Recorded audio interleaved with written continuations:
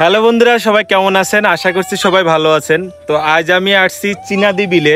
এটা হচ্ছে নরসিংদী শিবপুর। তো এখানে আমি আসছি মূলত পদ্মফুল দেখার জন্য। তো আপনারা দেখেন কত সুন্দর ভিউ, চারদিকে শুধু পদ্মফুল আর পদ্মফুল। তো এখানে যদি আমার নরসিংদীবাসী যারা বন্ধু বান্ধব যারা আছেন, যদি আমার ভিডিও দেখে থাকেন, আমি একটা কথাই বলবো যে আপনারা এখানে কিভাবে আসবেন সেটা।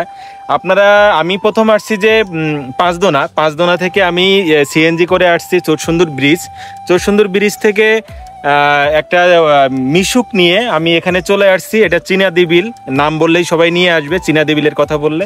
তো এখানে এসে নৌকা নিয়েই প্রচুর ঘোরাঘুরি করতেছি। এই যে পদ্মফুল তুলছি, সব আশেপাশে সব জায়গায় পদ্মফুল, এই যে দেখতেই পাচ্ছেন আপনারা।